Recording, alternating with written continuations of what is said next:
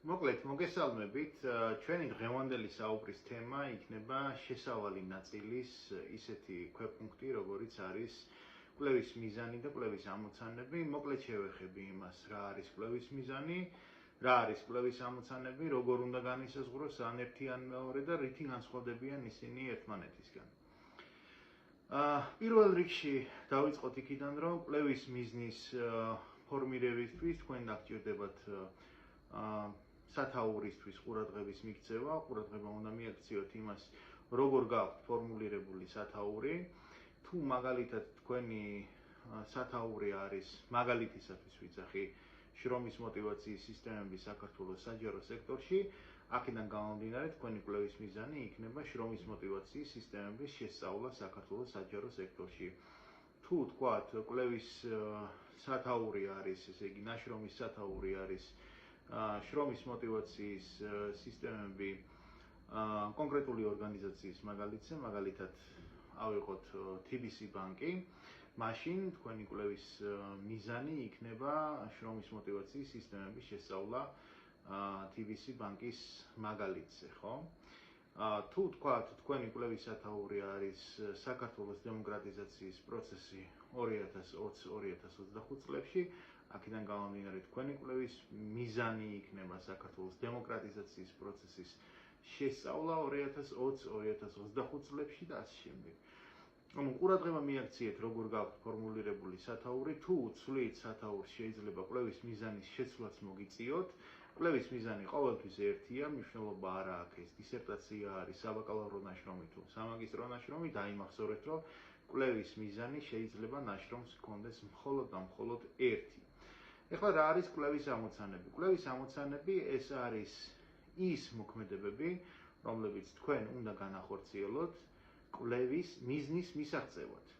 კვლევის მიზანი, როგორც აღნიშნე, შეიძლება მხოლოდ ერთი იყოს, ხოლო კვლევის ამოცანებში არცებითად შეზღუდული არ ახართ. ეხლა მე რაც შემხვედრია და მე რა კვლევებიც ჩამიტარებია, მაგალითად, როგორც სამაგისტრო, ასევე სადისერტაციო ნაშრომებში, ამოცანები შეიძლება იყოს დაახლოებით რაოდენობრივად, რო გითხრათ, 4-5 ამოცანა. მაგალითისათვის დაუბრუნდეთ ისევ იმას, ხომ? შრომის მოტივაციის სისტემების შესწავლა, მაგალითად, საქართველოს საჯარო სექტორში. რა შეიძლება იყოს აქედან გამომდინარე კვლევის ამოცანები, თუ ეს არის კვლევის მიზანი, ხო? კვლევის ამოცანები არის, ესე იგი, მოტივატორების განსაზღვრა, დემოტივატორების განსაზღვრა, შრომის მოტივაციის დონის გამოვლენა, შედარება მათი ერთმანეთთან სხვადასხვა საჯარო უწყებებში, ხო? ანუ კვლევის, თქვათ, ინსტრუმენტის შედგენა, გამოკითხვის ჩატარება, ცდის პირების შერჩევა, ამ კვლევაში მონაწილე პირების შერჩევა და ასე შემდეგ. ანუ საფეხურები, რომლებიც თქვენ უნდა გაიაროთ და ის, ასე ვთქვათ, მოქმედებები, რომლებიც თქვენ უნდა შეასრულოთ იმისათვის, რათა თქვენ მიაღწიოთ კვლევის მიზანს. ზოგადად კვლევის ამოცანები 4-5 კვლევის ამოცანა უნდა იყოს. შეიძლება იყოს, თქვათ, 3 კვლევის ამოცანაც, მაგრამ ზოგადად პრაქტიკა გვიჩვენებს, რომ კვლევის ამოცანების რაოდენობა არის ხოლმე დაახლოებით 4-5 კვლევის ამოცანა, ხო? მაგალითისათვის ისევ ავიღოთ, რა შეიძლება იყოს მაგალითად კვლევის ამოცანა, იმ შემთხვევაში თუ კვლევის საგანი არის, თქვათ, სოციალური სერვისების მიწოდება კონკრეტული მუნიციპალიტეტის მაგალითზე, თქვათ, შიშემო პირებისათვის, ხო?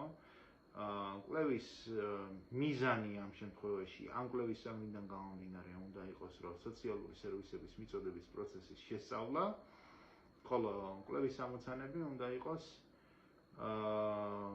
გამოკითხვის ჩატარება, კითხვარის შედგენა, თქვათ, ინტერვიუების აღება. ამ კვლევის საგნიდან გამომდინარე, მაინც ეს უფრო თვისებრივი კვლევა არის და, თქვათ, არ არის რაოდენობრივი. კვლევის შედეგების სისტემატიზაცია, ინტერვიუებიდან მიღებული შედეგების სისტემატიზაცია, მათი ანალიზი, რეკომენდაციების განსაზღვრა სოციალური სერვისების მიწოდების თაობაზე. ეს მაგალითები შეიძლება ახლა დაუსრულებლად მოვიყვანო, მაგრამ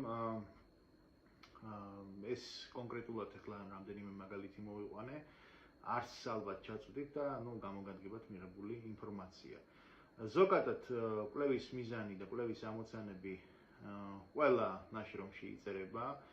სად უნდა მოთავსდეს ამის გასაგებად კიდევ ერთხელ ვთხოვთ, რომ გამოითხოვოთ თქვენი ნაშრომის დებულება.